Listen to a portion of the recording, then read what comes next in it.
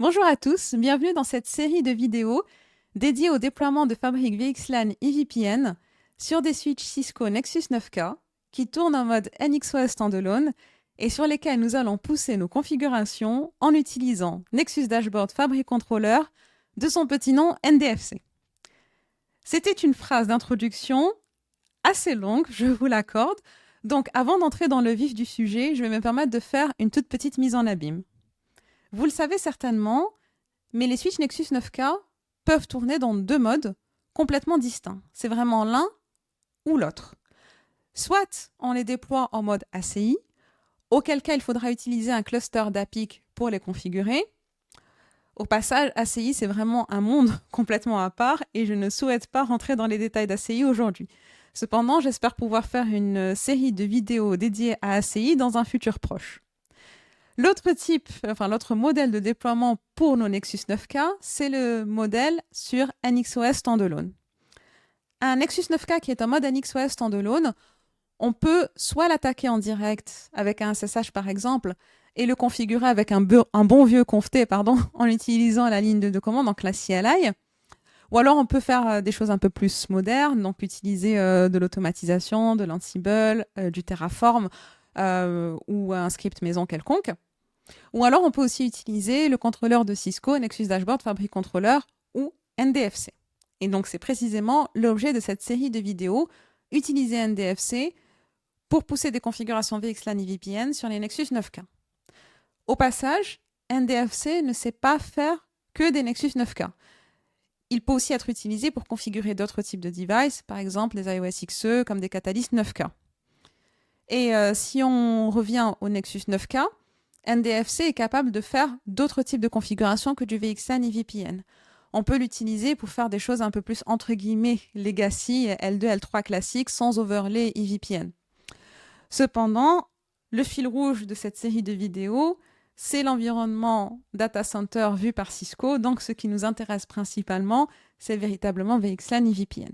C'est pour ça qu'on va explorer NDFC plus sous l'angle de VXLAN et VPN, mais je tenais à dire que NDFC, c'est aussi faire d'autres choses. Voilà, maintenant que le contexte est posé, on va pouvoir sauter à la présentation. Mais en fait, juste avant de commencer, il me reste un disclaimer à faire. Vous allez rapidement vous rendre compte qu'un certain nombre de mes slides ressemblent furieusement à des copier-coller de PDF. Eh bien, la raison derrière ça, c'est qu'un certain nombre de mes slides, c'est des copier-coller de PDF. Alors, pourquoi j'ai fait ça ? Eh bien, tout simplement parce que Cisco met à disposition du grand public, de façon complètement gratuite, un certain nombre de ressources qui sont vraiment très bien faites, sur lesquelles il y a des gens qui ont passé beaucoup de temps. Donc, plutôt que de réinventer la roue, eh bien, je me suis permis d'aller regarder qu'est-ce qui existait déjà, toujours en citant les sources et les crédits, bien évidemment. Une mine d'or, véritablement une mine d'or de ressources, c'est le site du Cisco Live Library on Demand. Vous le savez certainement, mais chaque année, Cisco fait des événements qui s'appellent le Cisco Live, qui sont l'occasion de faire des rencontres entre les employés de Cisco, les clients, les partenaires, etc. Et c'est aussi l'occasion de faire des présentations techniques sur les solutions et les produits qui sont au cœur de l'actualité de Cisco à un instant donné. La plupart de ces sessions sont enregistrées et les recordings ainsi que les supports des présentations au format PDF sont mis à disposition de tout le monde sur le site Cisco Live Library on Demand. Il suffit juste de créer un compte et on a accès à toute cette base de données. Donc, pour en revenir à notre cas précis de NDFC, je suis allée sur le site du Cisco Live et j'ai regardé un petit peu quelles étaient les présentations qui avaient été faites sur NDFC. Il y en a une dont je me suis pas mal inspirée, qui est Simplifying Management of Your Data Center. La référence est BRK DCN 1619 et elle a été faite par Parth Patel, qui est un Technical Marketing Engineer, lors du Cisco Live 2023 d'Amsterdam. Donc, si vous voulez la voir en entier, vous savez ce qu'il vous reste à faire. Cette fois-ci, j'en ai vraiment fini avec l'introduction et les disclaimers. On va pouvoir attaquer NDFC. Donc, qu'est-ce que c'est que NDFC ? Eh bien, NDFC, en premier lieu, c'est le successeur de DCNM. Donc, DCNM, c'était Cisco Data Center Network Manager. Et non, NDFC, ça n'a pas été juste l'occasion de renommer la solution. En fait, la solution a véritablement été réécrite from scratch. Donc, à un moment donné, DCNM s'est arrêté dans le versionning.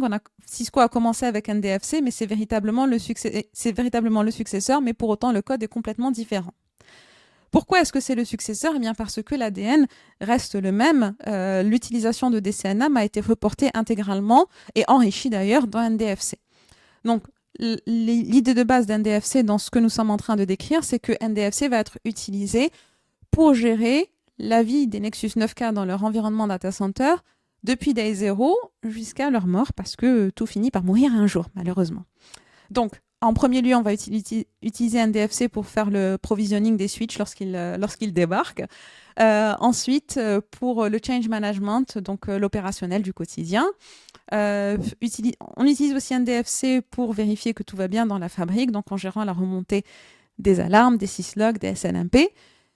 Et également pour gérer le lifecycle, donc centraliser le image management afin de pouvoir gérer l'upgrade des Nexus, que ce soit la partie NXOS ou la partie IPLD. Donc NDFC, c'est le couteau suisse de l'environnement data center réseau. Maintenant, sur quoi est-ce que tourne NDFC? Bien, si on regarde les deux premières lettres de Nexus Dashboard Fabric Controller, on se rend compte que c'est Nexus Dashboard. Nexus Dashboard, c'est une plateforme unique, donc comme c'est écrit ici, Unified Agile Platform, qui va servir d'environnement, d'hébergement pour un certain nombre de services Cisco Data Center.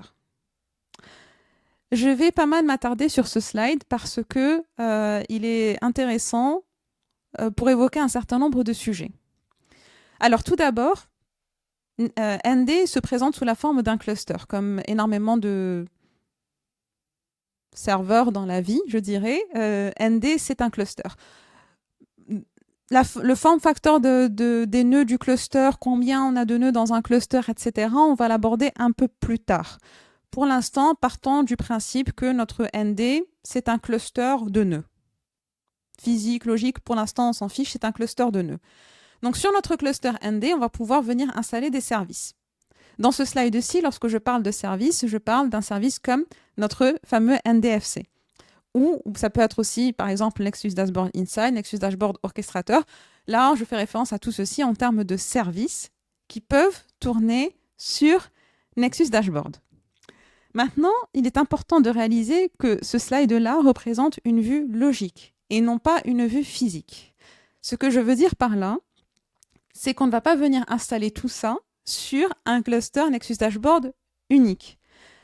Pour différentes problématiques. Déjà, il y a certains services qui ne cohabitent pas entre eux. Ensuite, il y a certaines spécificités qu'il faut respecter. Ensuite, parfois, on a des fabriques aux quatre coins de la planète et pour des raisons de latence, il faudra déployer plusieurs Nexus Dashboard. Donc, pour des raisons différentes, on aura potentiellement besoin de déployer plusieurs clusters Nexus Dashboard. Ceci dit, la philosophie de dire que c'est quand même une plateforme unique n'est pas rendue caduque pour autant. Parce qu'au final, on a entre guillemets qu'une seule learning curve, c'est d'apprendre ND au départ. Après, à quelques pouillèmes près, ça va être exactement la même chose quand on va le redéployer pour un autre service ou pour un autre environnement qui est à l'autre bout de la planète. Ça reste la même idée, le même Nexus Dashboard. Ensuite, une fois qu'on a déployé Nexus Dashboard, le fait d'installer un service par-dessus est vraiment comme une lettre à la poste. Le look and feel, c'est exactement la même chose que lorsque vous avez votre téléphone de votre marque favorite. Je vais citer Apple et Samsung pour ne vexer personne d'aucun des deux bords. Et qu'ensuite, on se rend sur le Google Store, le Google Play ou l'Apple Store pour télécharger des logiciels et les installer. C'est avec cette même facilité qu'on va ensuite installer nos services sur notre Nexus Dashboard. Et oui, il y a un Cisco Store. Il n'y a juste pas un Gripburst dessus, mais il y a un DFC, ce qui est beaucoup mieux. Je m'égare un peu. Donc, la philosophie derrière ND, c'est celle-ci. On déploie notre ND et ensuite on installe nos services par-dessus, tout simplement en se rendant sur le Cisco Store et en téléchargeant le service. Une fois qu'on a déployé notre ND, vraiment, enabler le service, ça se fait en quelques clics et c'est extrêmement rapide. Bon, maintenant qu'on est au clair sur l'importance de ND pour déployer notre NDFC, quelques mots sur le code de ND. Donc, l'univers de la programmation, comme tout ce qui nous entoure, a subi énormément de progrès au cours des dernières années. Je sais, je ne vous apprends rien. On est passé de mode de déploiement d'applications d'un format monolithique à un format beaucoup plus agile, qui va utiliser des microservices et des containers. Il n'y a absolument pas besoin d'être un expert en containers, ni en microservices, ni en Kubernetes, que ce soit pour comprendre le fonctionnement de Nexus Dashboard et Nexus Dashboard Fabric Controller, ou pour le gérer au quotidien. Ceci dit, c'est intéressant d'avoir quelques notions vraiment très très basiques, comme les miennes, pour appréhender un peu plus la solution en termes de qu'est-ce qui se cache dessous, qu'est-ce qui se cache sous le capot. Et aussi par la suite, quand on va parler un peu d'adressage et qu'on va dire, OK, voilà de combien d'adresses on a besoin et pour adresser quoi dans la solution, eh bien, c'est intéressant d'avoir compris ce qui se cache sous le capot pour mieux comprendre pourquoi est-ce qu'on a besoin de ces adresses-là et qu'est-ce qu'elles viennent faire dans notre solution. Donc, juste une petite parenthèse. Dans ce type de programmation où on va utiliser les microservices, eh bien on fait tourner ces microservices dans ce qu'on appelle des containers. Quand on a beaucoup de containers, on a besoin d'une solution d'orchestration pour pouvoir les gérer. L'une des solutions d'orchestration, la principale et la plus connue, c'est Kubernetes. Eh bien, Nexus Dashboard utilise justement Kubernetes dans son code. Ceci dit, le plus petit objet d'un point de vue Kubernetes, ce n'est pas le container. C'est un objet qu'on appelle un pod. Un pod, c'est un objet qui va faire tourner un ou plusieurs containers et qui rend un microservice donné et qui a besoin d'une adresse IP pour communiquer, que ce soit avec les autres pods du même nœud ou des pods à l'extérieur ou d'autres éléments complètement à l'extérieur d'ailleurs. Voilà, donc ce slide-là, c'est principalement l'occasion pour moi d'introduire cette notion de pod à laquelle je vais me référer à plusieurs reprises dans les prochains slides. Encore une fois, il n'y a vraiment pas besoin d'être un expert confirmé dans les containers et les microservices pour pouvoir maîtriser Nexus Dashboard ou Nexus Dashboard Fabric Controller. Ceci étant dit, je parlais du cluster Nexus Dashboard. Ce slide nous présente un peu plus en détail à quoi ressemble le cluster.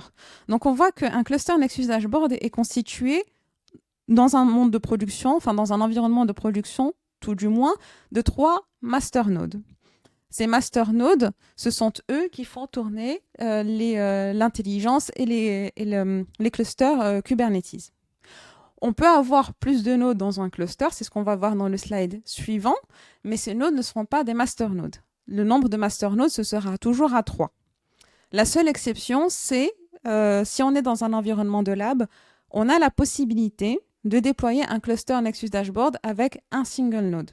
Donc le workflow de déploiement ne va pas nous empêcher de faire cela. Bien évidemment, dans un environnement de production, on ne fera jamais ça, ce serait avoir un single point of failure, ce qu'on ne veut, bien évidemment, jamais. Maintenant, chacun de ces nodes, ils peuvent être sous 2 formes facteurs, ou plus exactement, les nodes Nexus Dashboard peuvent être sous 2 formes facteurs différents. Soit on a une VM, typiquement, dans la plupart des cas, ce sera un OVA qu'on va déployer sur un ESX, soit un node physique. On ne peut pas mixer les formes facteurs dans le même cluster. Les 3 nodes doivent être du même type. Donc, c'est soit 3 appliances physiques, soit 3 VM qui tournent sur des hyperviseurs. Encore une fois qu'on a déployé notre cluster, on pourra installer par-dessus le service dont on a besoin. Dans notre cas, c'est NDFC. On passe à l'évocation des autres types de nœuds qu'on peut avoir dans notre cluster. Donc, ici, on retrouve nos 3 masters, donc dans les 2 dessins. Les nœuds additionnels qu'on a sont soit du type standby, soit du type worker. Un standby node, comme son nom l'indique, au quotidien, il ne fait rien. Il est là, tranquille, intégré au cluster et il attend. Si jamais un jour on a une panne d'un master, on sera bien content d'avoir le standby pour faire un failover immédiat et instantané. Et hop, on a récupéré notre cluster avec nos trois master nodes. Le deuxième type donc de node, comme je le disais, c'est les workers. Les workers, eux, ils bossent. Donc, ils sont là pour aider les masters, pour donner de la ressource en termes de compute, surtout additionnelle. Donc, si jamais on a besoin de plus de ressources, eh bien, on va aller récupérer un worker node pour le faire bosser et décharger un petit peu les masters. Ceci dit, les masters, donc le control plane du cluster, restera toujours au nombre de 3. Donc, le nombre de masters restera toujours à 3. Regardons plus en détail chacun des nœuds. Chacun des nœuds de notre cluster, peu importe le nombre de nœuds et peu importe le type de nœud, chacun des nœuds a deux interfaces. Une interface de management et une interface fabrique. Ceci dit, on peut trouver d'autres noms pour ces interfaces parce que c'est toujours plus marrant quand on a plusieurs noms. Donc l'interface de management, c'est aussi l'interface bond 1. L'interface fabrique s'appelle aussi l'interface bond 0 ou data interface. Chacune de ces interfaces-là est utilisée pour fournir des services différents. Typiquement, la ND Management Interface, c'est cette interface que le cluster va utiliser pour aller contacter les services classiques dont on a besoin quand on fait un déploiement quelconque dans l'informatique en général. Le NTP, le DNS, l'accès au proxy, etc. Et aussi, on parlait d'accéder au Cisco App Store pour pouvoir télécharger nos services, dont NDFC encore une fois. Eh bien, c'est cette patte-là qui va être utilisée par le cluster Nexus Dashboard pour aller télécharger les services. La patte fabrique ou data, quant à elle, elle est principalement utilisée pour permettre la communication entre les différents nœuds du cluster Nexus Dashboard. Ou plus précisément, comme on l'a vu précédemment, vu que chaque Nexus Dashboard, finalement, c'est un amas de pods, les différents pods, ils vont utiliser les interfaces data des différents nodes pour pouvoir échanger et communiquer entre eux. Ceci étant dit, qu'est-ce qu'il manque sur ce dessin? Eh bien, on voit que on n'a pas représenté la communication avec les switches Nexus 9K qu'il va falloir configurer, administrer, etc., etc., tout ce qu'on a vu auparavant. Quelle interface utiliser pour aller adresser nos petits Nexus 9K? Eh bien, Cisco n'est pas du tout sectaire là-dessus. On peut utiliser l'une ou l'autre des interfaces. Il y a plein de modes, à vrai dire, plein de modes possibles. La documentation est très riche à ce sujet, et donc il faut vraiment la consulter pour voir en fonction de son déploiement personnel, de ses contraintes et de ses caractéristiques, laquelle des deux interfaces on va venir utiliser. Ça, c'est la première chose. Quelle interface est-ce qu'on utilise? Le deuxième élément important, c'est comment est-ce que l'on indique à la solution quelle interface utiliser. Et oui, parce que si on dit qu'on peut utiliser l'une ou l'autre, il faut bien dire à la solution laquelle des deux utiliser. Alors, l'élément qui va donner l'interface par laquelle on sort, on va le voir un peu plus bas. Et une fois qu'on aura déployé notre ND, on verra exactement où ça se configure dans la GUI. Et ça fera beaucoup plus sens une fois qu'on le verra dans la pratique, comme la plupart des choses d'ailleurs qu'on apprend dans la vie. Ça fait plus sens lorsque on le teste soi-même. Donc, les deux prochains slides, c'est tout simplement deux exemples de configuration qu'on peut avoir, donc deux modes d'insertion des clusters Nexus Dashboard dans notre environnement. Alors, sur ce slide, on voit qu'on a notre cluster Nexus Dashboard que l'on adresse depuis sa patte bond 1, donc depuis la patte de management. On voit le End User Workstation qui est sur la gauche et qui accède par un réseau out of band à la patte de management de chaque nœud. Juste petite remarque additionnelle, il n'y a pas de entre guillemets virtual IP ou IP de cluster ou IP partagé, peu importe comment est-ce qu'on veut la nommer, pour les nœuds du cluster. Des fois, quand on déploie des solutions, chaque nœud il a son adresse IP à lui et puis on a une sorte de HSRP ou VRP qui est une IP partagée entre tous les nœuds du cluster. Ici, ce n'est pas le cas. Chaque nœud, il a sa patte data qui a une interface, sa patte data qui a une adresse IP, sa patte de management qui a une adresse IP, il n'y a pas d'IP commune, que ce soit côté data ou côté de management. On peut attaquer n'importe quelle adresse IP de nos master nodes indifféremment, et on aura accès à tous les services et on aura la même vue, puisqu'il y a une synchronisation en permanence de notre cluster. Donc, il suffit de choisir l'un des masters pour se connecter dessus, l'une des adresses IP de ces interfaces-là pour se connecter dessus. Donc, je reviens à mon dessin. Donc, je disais qu'on accède à notre Nexus Dashboard ici par son interface de management. On utilise aussi la patte de management des nœuds Nexus Dashboard pour accéder à la patte, au port de management, donc le port OOB des Nexus 9K. Bien évidemment, les Nexus 9K, ils ont tous un port de management dédié que l'on raccorde systématiquement à un réseau out of band dédié qui est véritablement isolé du réseau de production, n'est-ce pas, dans tout type de déploiement qui se respecte. Ensuite, ici, on vient utiliser la patte Bond 0, donc la patte data, pour accéder à la partie front panel, donc la partie inline de la fabrique. Voilà, ce que je veux dire par front panel, ce sont les ports qu'on utilise pour connecter des serveurs, pour connecter les lithospines, etc. Donc, ce sont ces ports-là. Eh bien, on donne une connectivité à la patte data à la fabrique par un de ces ports-ci pour fournir des services additionnels que l'on verra un peu plus tard. Ce sera du type Endpoint Locator. Donc, les services que l'on va adresser par la patte de management, on voit ici, mais c'est vraiment de l'anticipation parce qu'on va le voir en détail après, c'est la partie découverte des switches, pousser les configurations, pousser les images, faire le POAP et d'autres choses encore. La partie qu'on utilise en inline, l'une des principales features, c'est Endpoint Locator, c'est-à-dire savoir où est une MAC dans notre fabrique, à quel NIF elle est raccordée, ou une adresse IP, où est-ce qu'elle se situe en temps réel. Donc, le détail de tout ceci viendra un peu plus tard. Pour l'instant, on se concentre vraiment sur comment est-ce qu'on insère notre Nexus Dashboard dans notre environnement. Donc, encore une fois, ça, c'était une option 1. On va juste jeter un coup d'œil à l'option 2. Enfin, à une option 2, puisqu'encore une fois, on pourrait penser à d'autres options encore.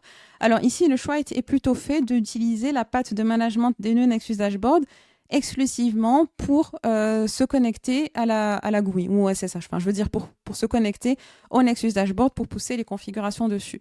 Et on utilise la patte data pour l'accès à la fabrique. Donc, que ce soit pour la partie out of band management ou à la partie in-band, donc inline côté front panel.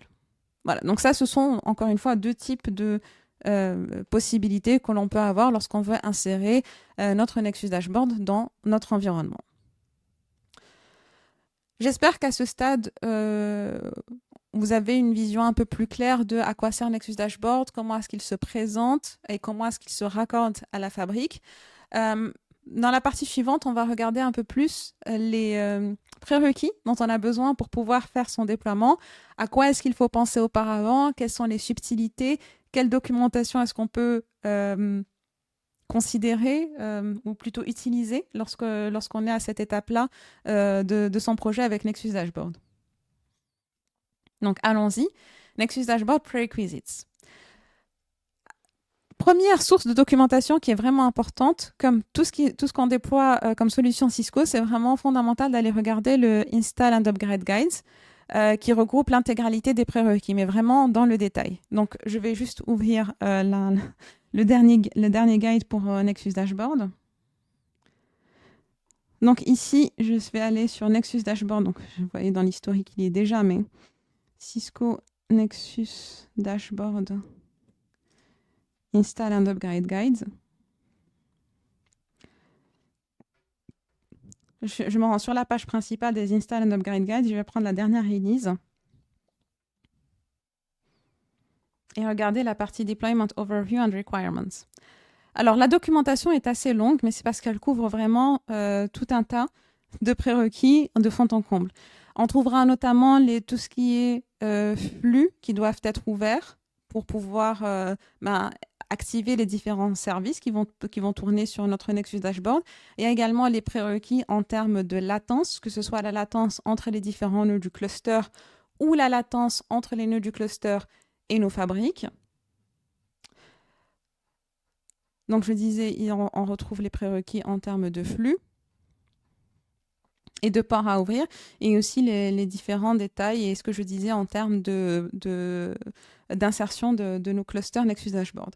Ensuite, on voit qu'il y a plusieurs sections en fonction du type de form factor de Nexus Dashboard qu'on va avoir, parce que comme je le disais, on peut avoir soit une VM, soit des nœuds Nexus Dashboard au format appliance physique, donc sous la forme de Cisco UCS Server. Donc, ceci étant dit, dans un environnement de production, c'est vraiment fondamental de regarder l'intégralité des prérequis. Nous, on va se concentrer sur vraiment les principaux prérequis, en tout cas à mon humble avis, et les choses sur lesquelles il ne faut vraiment pas faire l'impasse et sur lesquelles et les éléments qu'il est très très important d'avoir à l'esprit. Le premier élément qu'il est très important d'avoir à l'esprit, c'est tout ce qui concerne l'adressage des interfaces, l'adressage des pods. On va passer un certain temps à discuter de tout ceci. Tout d'abord, nous avions dit précédemment que chacun des nœuds Nexus Dashboard a une patte de management et une patte data ou fabrique. Chacune de ces pattes a besoin d'une adresse IP. Donc, si on prend un cluster de 3 nodes, ça nous fait 3 pattes de management, 3 pattes data. Donc, si j'ai bien fait mon CP, ça nous donne 6 adresses IP à réserver. Les pattes data entre elles et les pattes de management entre elles, donc les deux groupes, doivent être absolument dans des subnets différents. Je ne parle pas de management au sein du groupe de management et data au sein du groupe data, mais véritablement management par rapport à data, ça doit être des subnets différents. Je peux par exemple consacrer le 10.1.1.1 10.1.1.0/24 au management et 10.1.2.0/24 au data. Bon, pas des /24 bien évidemment, mais c'est juste pour illustrer le principe. Donc c'est fondamental d'avoir des subnets différents.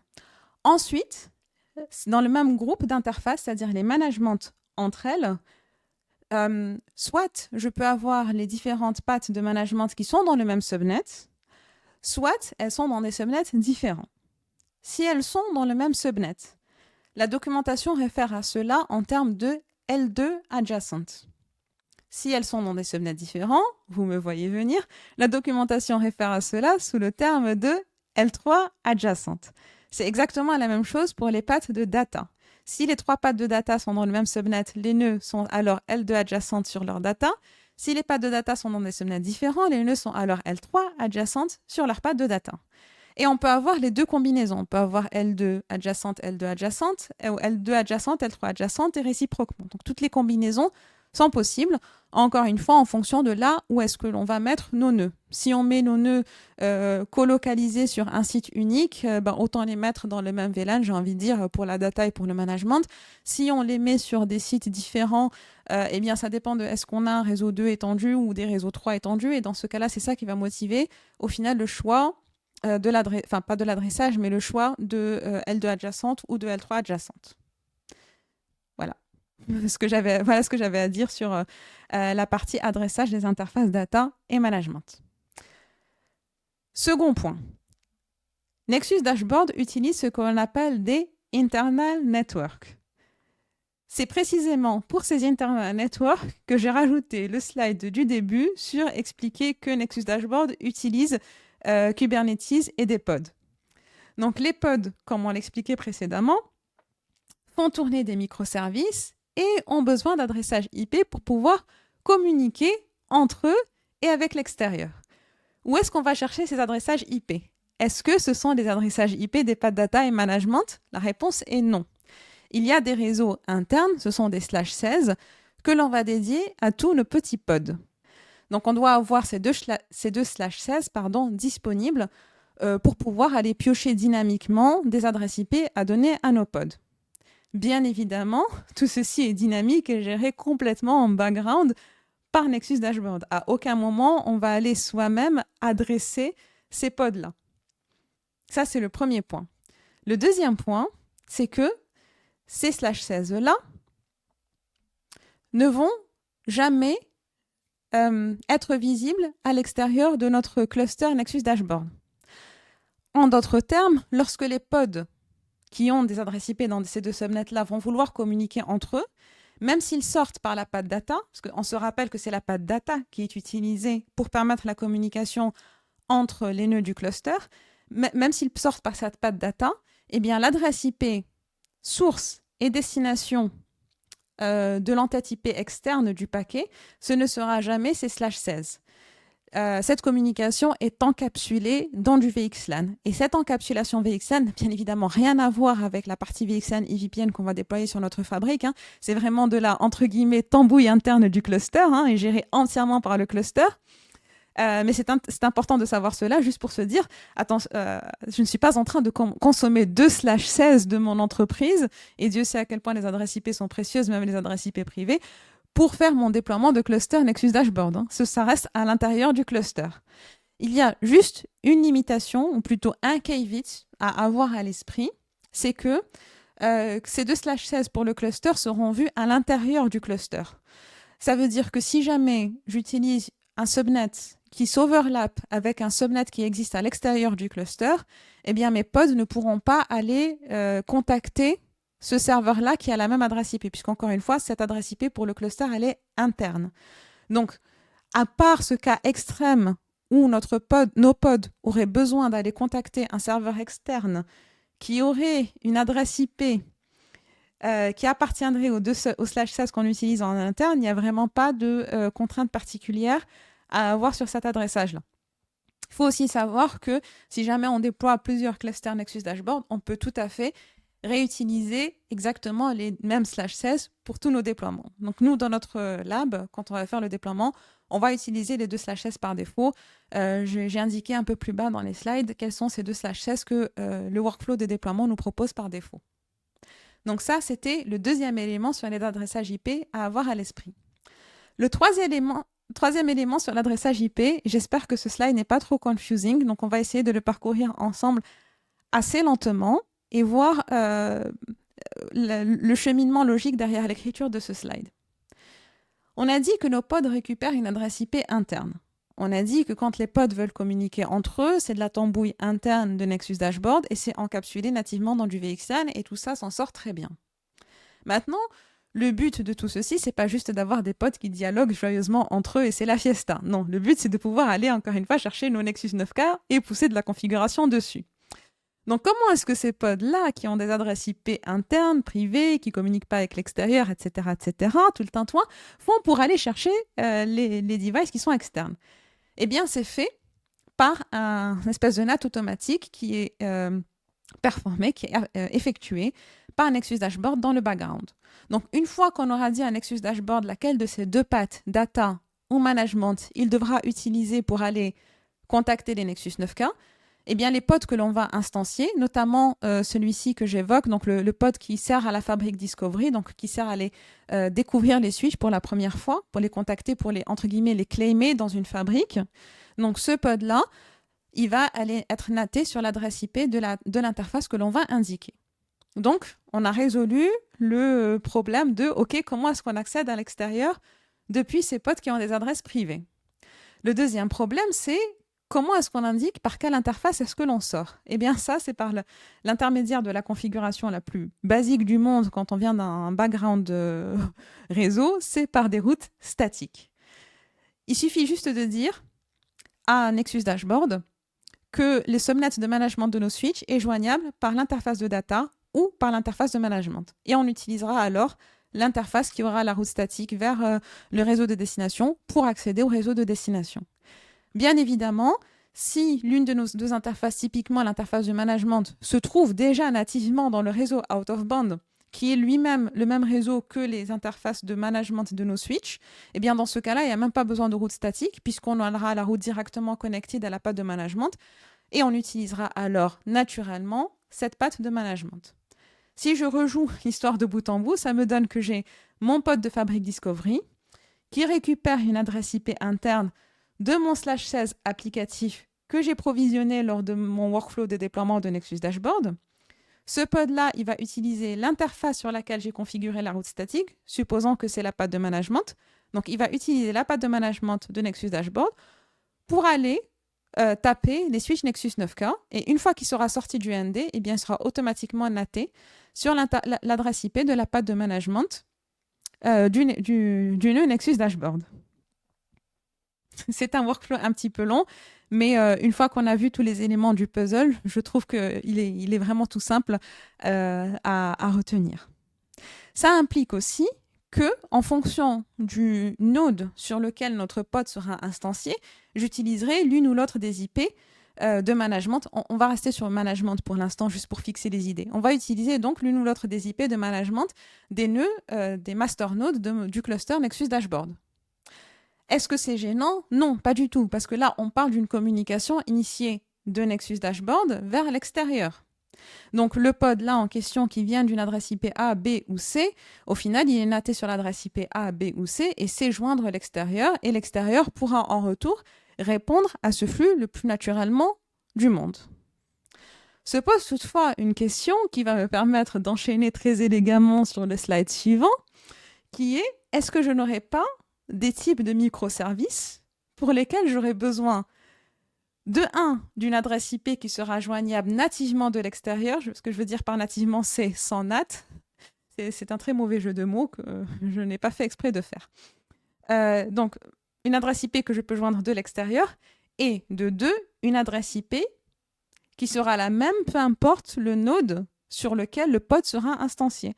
C'est-à-dire que si le pod décède, pour une raison ou pour une autre, qu'il faut le reconstruire ailleurs ou bien le reconstruire sur place, je ne veux pas récupérer dynamiquement une adresse IP d'un pool.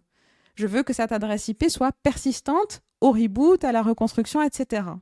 Donc, est-ce que je n'aurais pas des types de pods pour lesquels j'aurais besoin d'adressages IP qui remplissent ces deux conditions, être joignable de l'extérieur sans NAT et être persistante?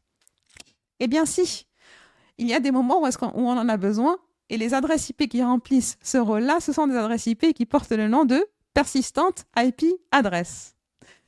Donc, typiquement, les pods qui vont avoir besoin de ça, ce sont des services du genre SNMP ou DHCP pour rendre des services comme POAP.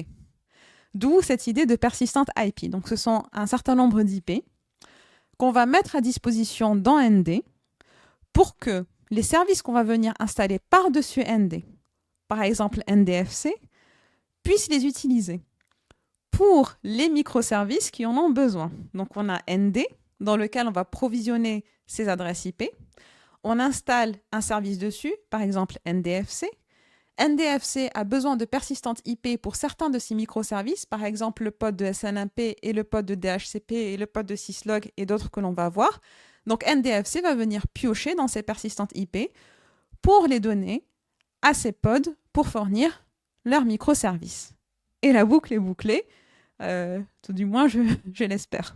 J'espère avoir été assez clair et pas trop brouillant sur cette explication. En résumé et long story short, si on met de la perspective sur l'ensemble des adresses IP dont on a besoin, on a vu qu'on a besoin d'adresses IP pour nos pads data, les adresses IP pour nos pads de management, data et management dans 2 subnets différents obligatoirement. Les data entre elles et les managements entre elles peuvent être dans le même subnet ou des subnets différents. Si c'est dans le même subnet, c'est L2 adjacente. Si c'est dans des subnets différents, c'est L3 adjacente. Nous, dans notre exemple, quand on va faire le déploiement, on va faire du L2 adjacente sur la data et du L2 adjacente sur le management. On a aussi besoin de subnets internes pour adresser les pods qui peuvent récupérer des adresses IP à la volée et on s'en fiche vraiment de quelle est l'adresse IP qu'ils récupèrent. Donc, pour cela, on a les 2/s. Dans notre déploiement, on va prendre les 2/s par défaut. Et enfin, on a les persistantes IP qui sont fondamentales pour les pods dont on a besoin qu'ils gardent absolument la même adresse IP suite à un rebuild ou suite à un décès intempestif ou provoqué et que cette IP soit joignable de l'extérieur. Aussi, élément intéressant qu'on va regarder ensuite, c'est dans quel subnet prendre ces persistantes IP. On ne l'a pas évoqué jusqu'à présent, mais ça aussi, ça va dépendre du type de déploiement que l'on a. On pourra instancier ces persistantes IP soit sur la patte data, soit sur la patte de management. Ce n'est pas parce qu'on a décidé que l'une des 2 pattes était la patte qu'on utilisait pour aller faire la configuration qu'on est obligé d'instancier le pod DHCP ou SNMP sur la même patte. Bon, toutefois, autant être consistant, parce que c'est, je pense, chercher des ennuis que d'aller, en tout cas à mon humble avis, de mettre la configuration depuis la patte de management et aller mettre le SNMP, ou plutôt aller mettre le POAP sur la patte de data, par exemple. Donc, on va voir aussi quel paramètre va indiquer à NDFC où aller instancier ces pods. Et en fonction de là où on va les instancier, il faudra provisionner les adresses IP en conséquence. Est-ce que ces adresses IP doivent être sur le même subnet ou sur un subnet différent? Là aussi, ça dépend du déploiement. Si on est en L2 adjacente, alors ce sera... Je résume et je donne les scénarios les plus classiques parce qu'il y a quelques exceptions. Mais si on est en L2 adjacente, typiquement les adresses IP persistantes API viendront du même subnet. Si on est en L3 adjacente, elles viendront d'un subnet séparé. Et ça fait sens un petit peu, puisque si jamais on a tout le monde qui est dans des subnets différents, au nom de quoi les adresses IP persistantes seraient dans l'un ou l'autre des subnets que l'on utilise pour nos interfaces.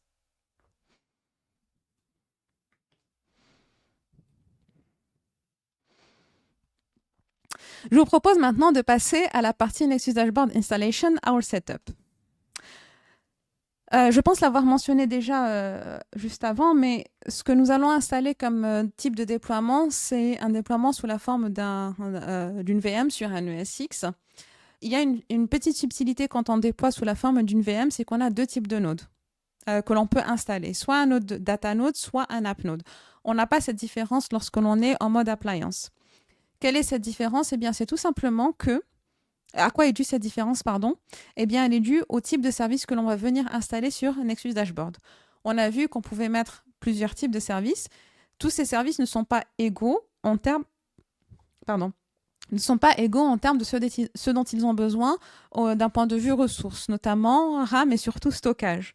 Quelque chose comme NDFC va être très peu gourmand en ressources, alors que quelque chose comme Nexus Dashboard Insights, qui fait de la télémétrie extrêmement avancée, va avoir besoin énormément de stockage, ce qui est logique au final, puisque pour faire de l'analyse poussée sur une certaine période de temps, il faut, pour commencer, avoir pu stocker de la data sur cette période de temps en conséquence. Donc, pour en revenir à nos moutons, nous allons déployer des NDFC qui seront des VM sur un ESX, et ces VM-là seront du type data node. Et par rapport à l'accès à notre fabrique, eh bien, on prendra cette option-là qu'on a évoquée dans la première partie, qui consiste à dire qu'on va utiliser la patte de... Pardon, j'ai perdu ma souris. Voilà, j'ai récupéré ma souris. Donc, je disais le déploiement qui consiste à dire qu'on utilise la patte de management des ND à la fois pour l'accès aux ND pour leur configuration, mais aussi la même patte de management pour accéder au port out of band, donc au port de management de nos switches. Et on va utiliser la partie data interface pour accéder à l'inline. Ce tableau a été fait à partir d'un copier-coller du site de Cisco, donc sur le deployment guide de Nexus Dashboard. Et c'est un tableau qui est vraiment très intéressant pour récapituler les informations dont on a besoin pour faire son setup. Donc, je vous recommande vivement d'en faire aussi un copier-coller, de laisser une colonne qui est la colonne qui est remplie par défaut sur le site de Cisco et de rajouter votre colonne avec vos propres entrées. Il faudra entre autres donner le nom du cluster, l'adresse IP NTP et l'adresse IP DNS, bien évidemment. Les App Network et Service Network, ce sont les deux /s dont on a parlé très longuement précédemment. Donc voilà, ce sont ces deux fameux /s qui sont provisionnés par défaut par le workflow. Moi, je les trouve très bien, donc je vais les garder. Ensuite, très important, il faudra donner l'adresse IP de management et l'adresse IP de data de chacun de nos nodes. Je ne vais pas revenir dessus. Il me manque un /24 ici, mais c'est un /24. Et les persistantes IP. Alors, là aussi, j'ai eu quelques mots précédemment. Les persistantes IP, pourquoi est-ce qu'elles sont dans le même subnet que mes adresses IP de management? Eh bien, c'est parce que mes pods de POAP, etc., je vais les instancier sur ma patte de management. Et comme mes pattes de management et mes pattes data sont toutes les deux en L2 adjacentes, eh bien, je suis dans un modèle qui m'autorise à mettre ces pods-là sur la patte de management et qui me demande d'avoir des adresses IP dans le même subnet que le subnet de management. Encore une fois, pour les autres types de déploiement, si on a L3 adjacente ou L2 adjacente ou L3 adjacente, L3 adjacente, il y a d'autres considérations qui s'appliquent et qui devront faire choisir des adresses IP sur des subnets potentiellement différents. Encore une fois, en fonction de tout type de déploiement, c'est vraiment important de consulter le deployment guide. Long story short, étant L2 adjacente sur la data et L2 adjacente sur le management, et ayant décidé que j'utiliserai ma patte de management pour découvrir mes switches, les configurer, gérer les remontées des SNMP, gérer le syslog, etc., eh bien, je vais avoir les adresses IP persistantes qui sont dans le même subnet que mon réseau de management. Donc, on retrouve ici que ma management de mon second node, c'est en 1060.3 Et management du turn node, c'est en 1060.3. Juste avant de transiter sur le lab, il y a deux, trois subtilités additionnelles par rapport à la configuration pour le coup, plus côté VMware. Il y a un setting particulier à faire sur les port groups. Ce setting-là, c'est celui-ci. Il faut mettre accept sur ces éléments-là. C'est principalement pour dire à l'ESX, OK, je suis au courant que je vais sortir par des adresses IP différentes alors que la MAC restera la même, donc juste autorise-moi ce trafic. Donc, ce sont des paramètres de sécurité dans lesquels je ne vais pas rentrer dans les détails parce que ce n'est pas du tout le but de la présentation, mais c'est tout simplement des paramètres de sécurité. En fait, ce n'est pas du tout une brèche de sécurité que de faire ça, ce sont vraiment des paramètres que l'on tweak très régulièrement, mais la solution ND et NDFC ont besoin, en mode virtuel, que ces trois paramètres soient mis à accept. Et toute final node avant de passer au déploiement, c'est que quand on déploie 3 nodes, c'est exactement le même workflow que l'on suit 3 fois. Ce qui est rassurant d'ailleurs, n'est-ce pas? Donc ce que l'on va faire, c'est qu'on va déployer notre premier node, il va suivre sa vie de configuration, de setting, etc., ce qui va prendre un peu de temps. On va déployer notre second node en parallèle, puis notre troisième node. Une fois qu'ils sont tous finis leur vie finir à leur vie, non. Une fois qu'ils ont tous bien commencé leur vie, plus exactement, et qu'ils ont fini leur process de premier setting, on va se connecter à l'un des nœuds au pif et ensuite dire au nœud qu'il n'est pas seul au monde, mais qu'il a 2 petits copains qui attendent avec impatience de le rejoindre pour former un beau cluster de 3 nœuds. On va voir ensemble que le workflow est plutôt bien fait et bien automatisé. Donc, il n'y a plus qu'à. L'OVA, il faut bien sûr la télécharger du site Cisco Software Central. Donc, aller dans Nexus Dashboard, en type de produit, télécharger la dernière OVA, la mettre sur un serveur qui est joignable depuis le SX sur lequel on veut installer. Et puis, c'est parti.